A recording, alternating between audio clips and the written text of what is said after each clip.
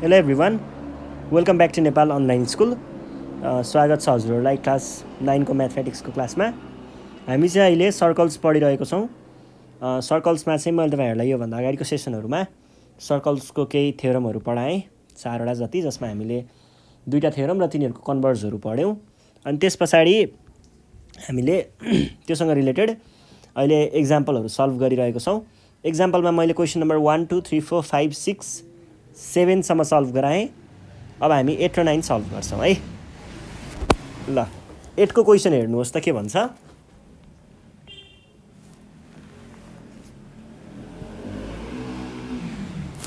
यहाँनिर के भनेको छ भन्दाखेरि 2 equal curds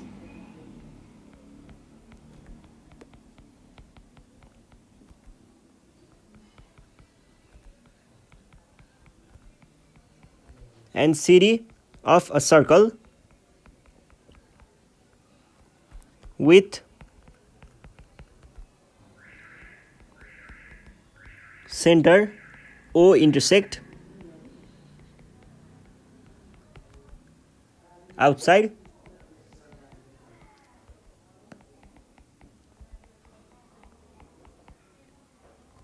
circle at P भनेर भनेको छ। P भन्ने पोइन्टमा गएर ठोकिने रहेछ। प्रुभ द्याट, धेरै कुरा पो प्रुभ गर्नुपर्ने छ त यहाँ त।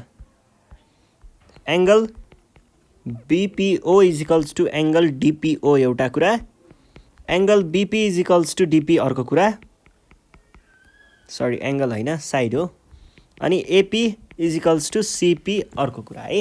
ल यति कुरा प्रुभ गर्नुपर्ने छ। यसको लागि हामीलाई फिगर बनाउनु पऱ्यो, पहिला फिगरलाई बुझ्नु पऱ्यो है। यो छ एउटा,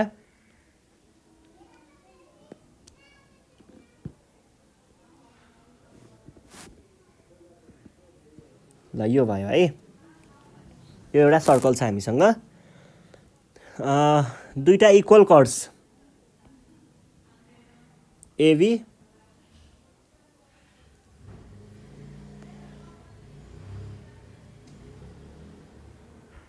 अलिकति यतापट्टि लगाउँ।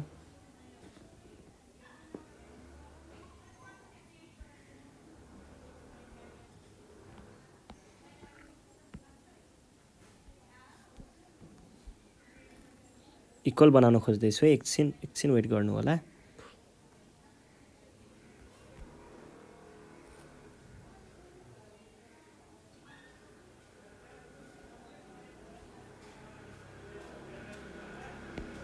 ल यो इक्वल भयो, इक्वल कर्ड्सहरू छ हामीसँग। अनि यिनीहरू चाहिँ के हुने रहेछ, विथ सेन्टर O भनेको छ। सेन्टर पनि हामीले डिफाइन गरौँ यहाँनिर, यो भयो। अनि त्यस पछाडि यिनीहरू चाहिँ बाहिर गएर एउटा पोइन्टमा इन्टरसेक्ट हुने रहेछ। ल एक्सटेन्ड गरेँ मैले यसलाई पनि एक्सटेन्ड गरेँ मैले।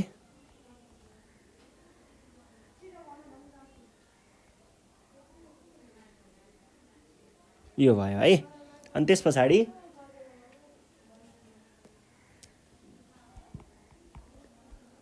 पोइन्ट P, यो A र B, यो C र D। अब यहाँनिर एउटा चाहिँ यो पोइन्ट पनि हामीले जोइन गराउँ, किन भन्दा यो एउटा सर्कलको सेन्टर हो। त्यसरी हामीले प्रुभ गर्नुपर्ने कुरा के छ, BPO भनेको यो एङ्गल होला, अनि DPO भनेको यो एङ्गल होला। यो दुइटालाई इक्वल देखाउनु पर्ने छ, फर्स्ट कुरा। अर्को कुरा चाहिँ BP इक्वल्स टु DP।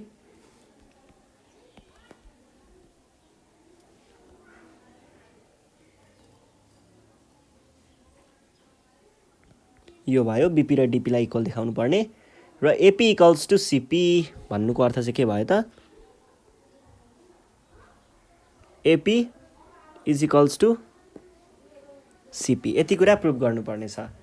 अब यसको लागि हामीले के गर्न सक्छौँ भन्दा केही गाह्रो छैन, कङ्ग्रुएन्ट देखायो भने पुग्छ। कङ्ग्रुएन्ट कसरी देखाउने भन्ने कुरा चाहिँ अलिकति गाह्रो लाग्न सक्छ है। यहाँनिर एउटा पर्पेन्डिकुलर लाइन ड्रप गर्नुहोस्। यो पर्पेन्डिकुलर आयो,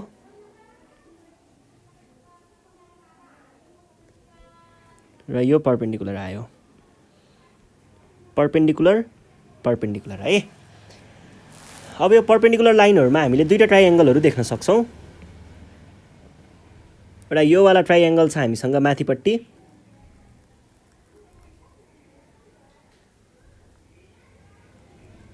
यो वाला ट्राइएङ्गल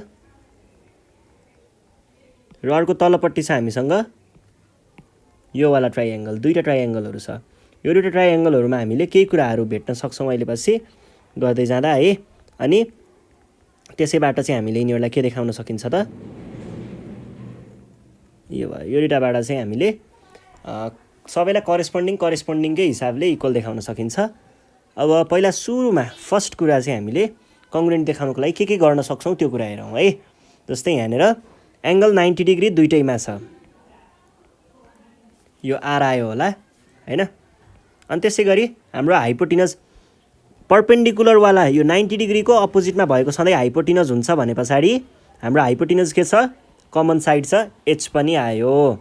एच भइसके पछाडि अर्को हामीले अब अर्को कुनै एउटा साइड इक्वल देखाउनु पर्ने हो। त्यो साइड इक्वल चाहिँ हामीले कसरी देखाउन सक्छौँ भन्दाखेरि यहाँनिर इक्वल क्वाड एबी इक्वल हो सिडीसँग भनेदेखि तिनीहरू केमा हुन्छ, इक्वल डिस्टेन्समा हुन्छ भने पछाडि यो साइड र यो साइड पनि इक्वल होला। जस्तै मैले यसलाई एम भनेर पोइन्ट दिएँ, यसलाई एन भने MO is equals to ON हुन्छ। यसरी हामीले आरएचएस एक्जियमबाट दुइटालाई कङ्ग्रुएन्ट देखाउन सकिन्छ। यो कङ्ग्रुएन्ट भइसके पछाडि हेर्नुहोस् है, अब करेस्पोन्डिङ एङ्गलहरू त इक्वल हुने नै भइहाल्यो, एउटा कुरा सकियो है, यो वाला कुरा सकियो। अब बिपी इक्वल्स टु डिपी देखाउनु पर्नेछ। यहाँनिर के हुन्छ भन्दाखेरि कहिल्यै पनि एउटा पर्पेन्डिकुलर यदि हामीले ड्रप गरिन्छ भने कुनै पनि कर्डमा सेन्टरबाट पर्पेन्डिकुलर ड्रप गरिन्छ भने त्यसले के गर्छ त, कर्डलाई बाइसेक्ट गरेको हुन्छ भने पछाडि के हुने भयो त, एनडी भनेको हाफ अफ सिडी हुने भयो र एमबी भनेको हाफ अफ एबी हुने भयो।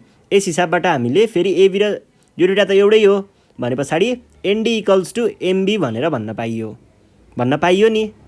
यो भन्ने बित्तिकै हामीले के गर्न सकिन्छ, करेस्पोन्डिङ साइडहरू इक्वल छ, दुईटा करेस्पोन्डिङ साइडहरू MP is equals to NP छ। यसबाट हामीले के घटाउन सकिन्छ त, MB is equals to ND घटायो भने हाम्रो बिपी इक्वल्स टु डिपी आउन सक्छ। यो पनि सकियो, यो कुरा पनि सकियो। अब यो यहाँबाट हामीले के निकाल्यौँ भर्खर, BP is equals to DP. हेर्नुहोस् है, अब एबी इक्वल्स टु सिडी छँदैछ। यो दुइटालाई फेरि जोड्यौँ भने के हुन्छ त, AP is equals to CP आउँछ। दुइटालाई जोड्यो भने सकियो, इजी। यति नै हो गर्ने है। अब यसको लागि हामीले गिभनदेखि स्टार्ट गरौँ। हामीलाई दिएको कुरादेखि के दिइएको छ त हामीलाई यहाँनिर, पहिला कुरा ओ is the centre of circle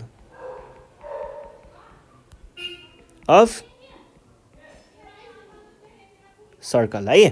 त्यस पछाडि अर्को हामीलाई के दिएको छ, एभी इज इक्वल्स टु सिडी भनेर दिएको छ। एभी and CD are curds.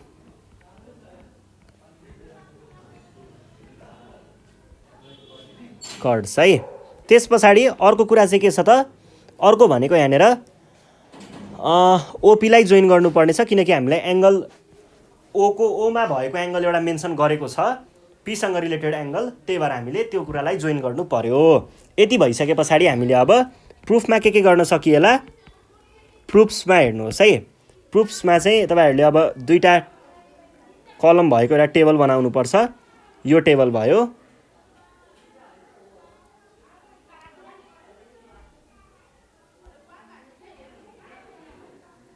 Sorry यो त स्क्वायर पो भन्यो, रेक्टेङ्गल बनाउनु पर्छ है। यो भयो, अलिकति ठुलै स्पेस राख्नुहोस् किन भन्दा यहाँनिर धेरै कुराहरू प्रुफ गर्नुपर्ने छ। अब यो भयो है, स्टेटमेन्ट र रिजन लेख्ने ठाउँहरू मजाले छोड्नु होला। अनि ल स्टेटमेन्ट्स र रिजन्स। फर्स्टमा हामीले गर्नुपर्ने काम के हो त, दुईटालाई कङ्ग्रुएन्ट देखायो भने धेरै कुरा खुल्ने हो नि त, त्यही भएर हामीले कङ्ग्रुएन्ट देखाउनतिर लागौँ पहिला सुरुमा। यहाँनिर कुन कुराहरू छ त हामीसँग, ल हेर्नुहोस् है। पहिला सुरुमा हामीसँग छ इन ट्राइएङ्गल एउटा चाहिँ एमपिओ र एनपिओ, एमपिओ एन्ड ट्राइएङ्गल एनपिओ। यो दुईवटा ट्राइएङ्गलमा हामीले के गर्न सक्छौँ त फर्स्ट भनेको एङ्गलहरू हामीले आरएचएस एक्जियमबाट देखाउने हो नि त, त्यो भएर एङ्गल 90 डिग्रीवाला एङ्गल इक्वल देखाउँ। एङ्गल कन्स्ट्रक्सन मैले यहाँ लेखेँ, कन्स्ट्रक्सन र टु प्रुफ त आएन त, कन्स्ट्रक्सन र टु प्रुफ पनि लेख्नुपर्छ है, टु प्रुफ पनि। ल कन्स्ट्रक्सन हेर्नुहोस्, कन्स्ट्रक्सनमा हामीले के गर्यौँ, कन्स्ट्रक्सनमा चाहिँ draw OM perpendicular to AP पहिला एउटा यो गऱ्यौँ, अनि ओएन पर्पेन्डिकुलर टु सिपी गऱ्यौँ है। अनि त्यस पछाडि प्रुफ गर्नुपर्ने कुरा चाहिँ मैले माथिपट्टि मेन्सन गरेको छु, त्यसैलाई कपी गर्नु होला। अब यहाँनिर हामीले फर्स्टमा चाहिँ त्यही एङ्गलहरू इक्वल देखाउन सकियो। एङ्गलहरू भनेको के छ त, एउटा भनेको OMP is equals to ONP equal देखाउनु पर्यो 90 डिग्री बनाएर। यो 90 डिग्री कसरी भएको हो त, पर्पेन्डिकुलर हामीले ड्रप गरेको हुनाले हो, AP and ON perpendicular to CP, यस कारणले हामीले 90 डिग्री भन्न सकियो। त्यस पछाडि अर्को हामीले के भन्न सकियो होला, OP is equals to OP, दुइटै एउटै हो नि त, बिइङ कमन साइड्स, एउटै साइड भएको हुनाले। त्यस पछाडि हामीले यहाँ राइट एङ्गल निकाल्यौँ, हाइपोटेनस इक्वल निकाल्यौँ। अब साइड इक्वल निकाल्नको लागि चाहिँ हामीले के भन्न सकिन्छ, ओएम र ओएन एउटै हो भनेर भन्न सकिन्छ। यो चाहिँ खासमा किन भन्न सकियो भन्दाखेरि, यो कर्ड छ नि सिडी कर्ड र एबी कर्ड, यो दुईवटा कर्डहरू चाहिँ के छ, इक्वल छ।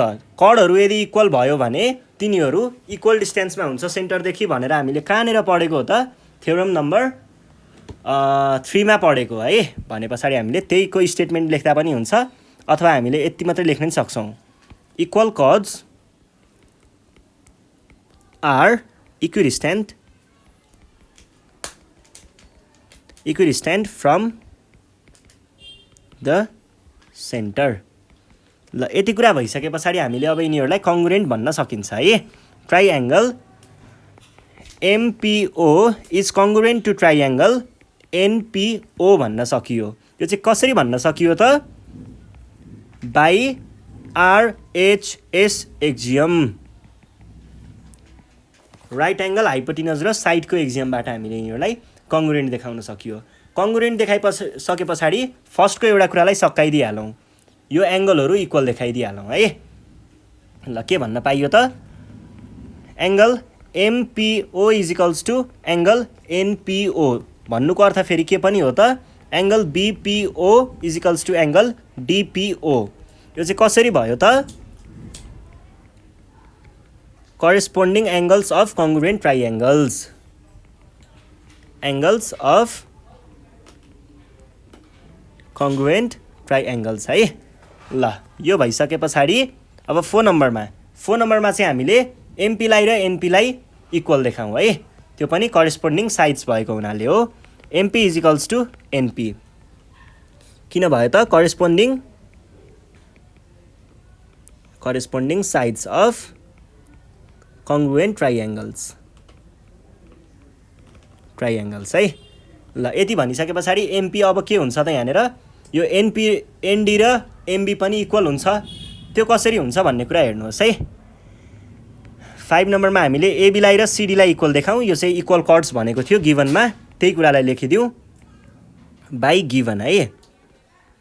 ल अब 6 नम्बरमा चाहिँ हाफ देखाउँ है, एमबी भनेको हाफ अफ एबी हुन्छ, त्यसै गरी एनडी है, एनडी भनेको चाहिँ के हुन्छ त, हाफ अफ सिडी हुन्छ। यो चाहिँ कसरी भयो त, कहिल्यै पनि सेन्टरबाट यदि हामीले कुनै पर्पेन्डिकुलर ड्रप गर्छौँ भने कुनै कर्डमा, त्यो पर्पेन्डिकुलर लाइन जस्तै यो ओएन छ अथवा ओएम छ, यिनीहरूले चाहिँ त्यो कर्डहरूलाई ठ्याक्कै बाइसेक्ट गर्छ। बाइसेक्ट भनेको दुई टुक्रामा डिभाइड गर्छ भने पछाडि त्यही कुरालाई हामीले यहाँनिर लेख्नु पर्यो है। ए पर्पेन्डिकुलर drawn from center